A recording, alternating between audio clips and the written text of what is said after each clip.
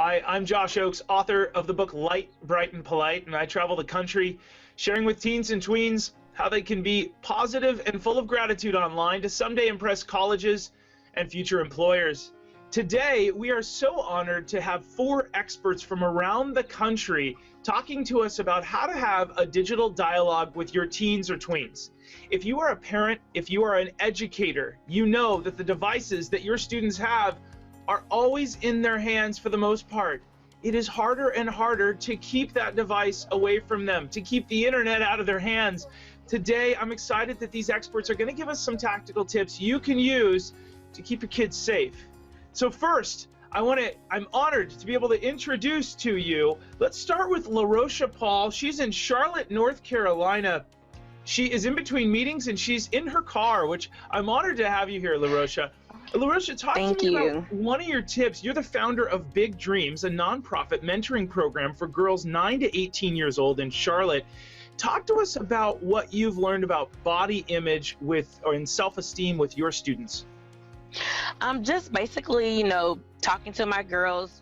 Social media is one of the things that plays a big role in their life when it comes to what they think society accepts. So my tip to them has been, I have friends that are different shades and different body images, but love yourself, be unique. It's okay to be different, and just make sure that you are a leader.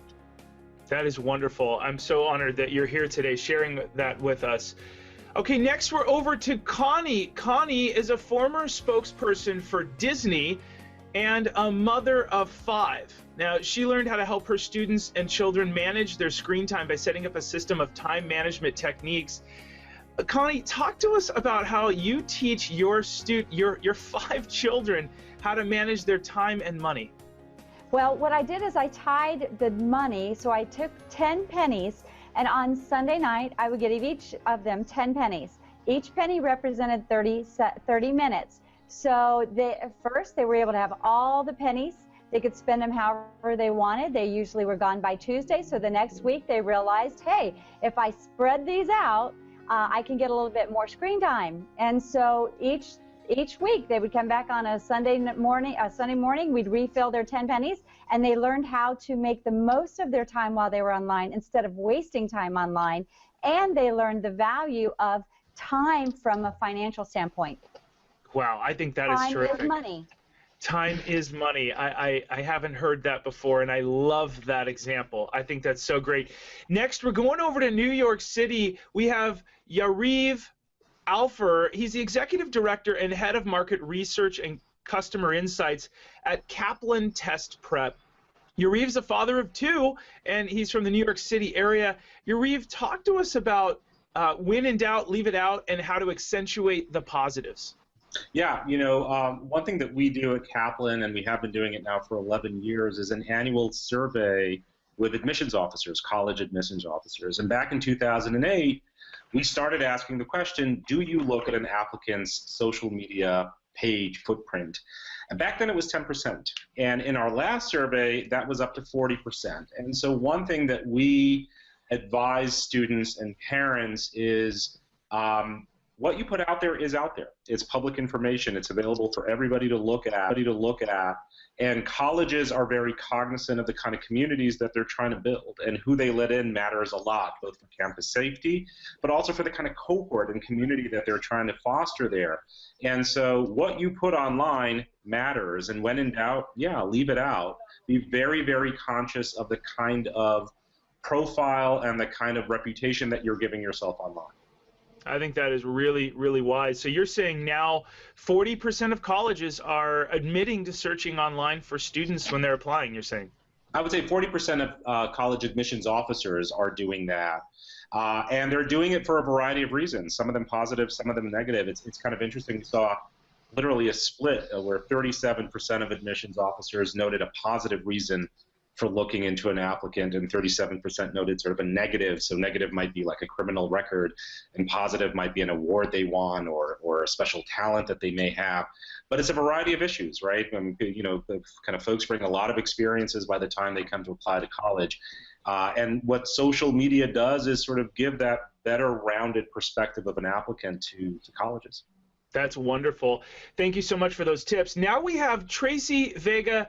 We're going over to Florida to hear about Tracy. Tracy's the co-founder of Simple Self-Defense for Women. She's a safety expert for women and children, and she teaches women and teens how to protect themselves, not only in person, but online. Tracy, welcome to the video. Hi. Thanks for Tracy, having us. walk us through, you talk a lot about bullying, and I'd like you to give the educators and the parents that are watching right now some bullying tips. Can you teach us about how to disengage and maybe how to disengage with bullies so that you're not a part of it? Sure, absolutely.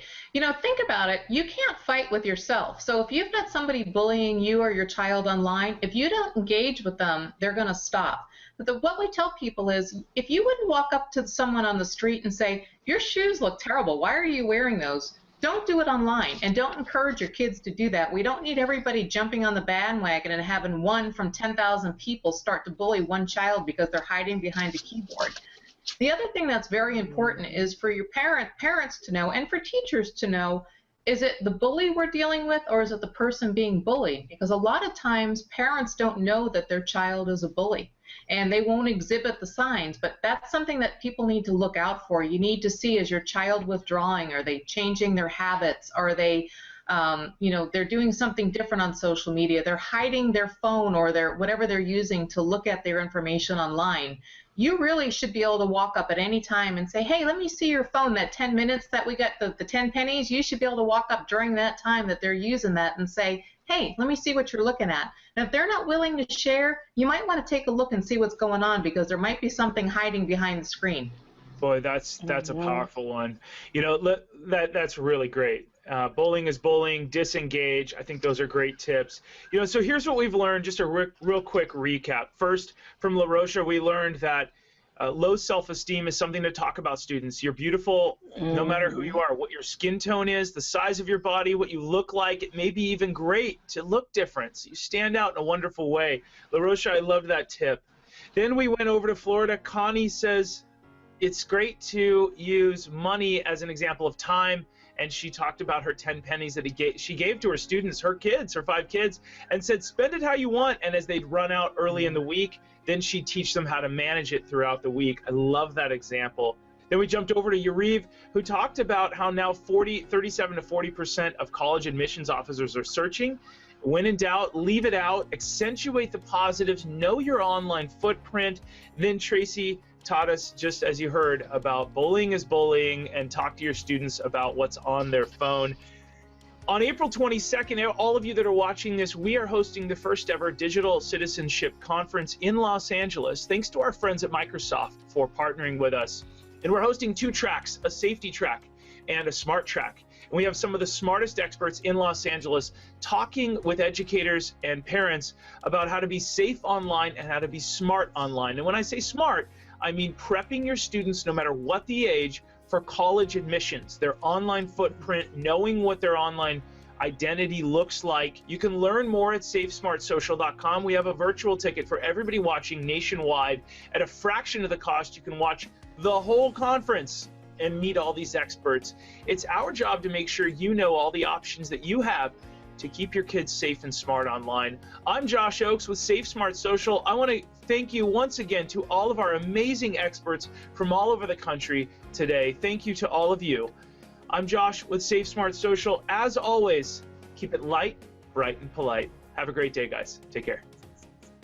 Thank you for watching this video. You can click number 1 to request a social media safety speech at your organization or school. Click item number 2 on the screen to view a list of our safe apps so that you can teach teens where they should be online. Click item number 3 to buy my book on Amazon. Click item number 4 to join our Footprint Friday tool to monitor your students and your family online to make sure you're protecting their online image. I'm Josh Oakes with SafeSmartSocial.com. As always, keep it light, bright, and polite. Thanks for watching.